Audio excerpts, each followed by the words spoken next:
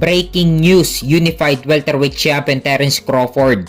Kasado na ang laban kay WBA Super Welterweight Champion Israil Madrimov sa August 3 sa Los Angeles, California. Riyadh Season ang magpe-present ng labang ito. Ito ang unang pa-event ni Turki Al-Sheikh sa US. So sa mga hindi nakakakilala kay Turki Al-Sheikh, siya ay Chairman of the Board of Directors of the General Entertainment Authority o GEA. Siya ang nagkakasa ng mga malalaking laban na ginaganap sa Saudi Arabia. Si Turki Al-Sheikh ngayon ang bumubuhay sa boxing. Si Turki Al-Sheikh ang dahilan kung bakit naikasa ang undisputed title fight ni na Unified Heavyweight Champion Alexander Usyk versus the WBC Heavyweight Champion Tyson Fury sa May 18 sa Saudi Arabia. At si Turki Al-Sheikh din ang dahilan kung bakit naikasa din ang undisputed title fight ni na Unified Light Heavyweight Champion Artur Beterbiev versus the WBA Light Heavyweight Champion Dmitry Bivol sa June 1 sa Saudi Arabia din. Kaya si Turki Al-Sheikh ngayon ang dahilan kung bakit naikakasa ang mga malalaking laban ngayon sa boxing. At balak din ikasa ni Turki Al-Sheikh ang laban ni Unified Welterweight Champion Terence Crawford at ni IBF Welterweight Champion Harun Boots Ennis. At balak din dalhin ni Turki Al-Sheikh ang laban nila sa Saudi Arabia. Ito ang pinakamalaking laban sa 147 pounds sa welterweight division. Kung manalo dito si Crawford, sigurado magiging 2-time undisputed champion siya sa welterweight division. Kung si Ennis naman ang manalo, siguradong aangat agad ang legacy niya.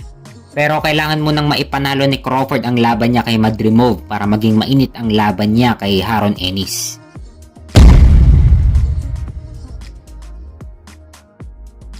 Sa kabilang banda naman, matapos matalo ni Devin Haney kay Ryan Garcia, bagsak agad at tanggal ang pangalan niya sa lista ng pound for pound rankings. So ito ang latest update sa pound for pound rankings. Number 1 si Terence Crawford.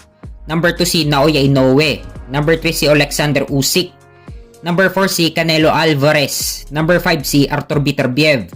Number 6 si Dmitry Bivol. Number 7 si Errol Spence. Number 8 si Gervonta Davis. Number 9 si Jesse Bam Rodriguez. At number 10 si Junto Nakatani. So si WBC Bantamweight Champion Junto Nakatani na ang pumalit kay Devin Haney. Malaki ang ibinagsak ni Haney sa pound for pound rankings. Nung tinalo niya ng 2 beses si George Kambosos, hindi pa nakasama ang pangalan ni Devin Haney sa pound for pound rankings. Pero nandun ang pangalan ni Vasily Lomachenko. Pero nung tinalo ni Haney si Lomachenko, saka lang nakapasok si Haney sa pound for pound rankings. Nung tinalo naman ni Ryan Garcia si Devin Haney, ganun kabilis agad natanggal si Haney sa pound for pound. Hindi katulad nila Canelo Alvarez at Errol Spence. Kahit natalo si Canelo kay Bivol at natalo si Spence kay Crawford, andun pa rin ang pangalan nila sa pound for pound rankings. Kaya ang kailangan gawin ni Haney kung malabo ang rematch kay Ryan Garcia, dapat talunin niya si WBO Super Lightweight Champion Teofimo Lopez at si Tank Davis para makapasok ulit si Haney sa pound for pound rankings.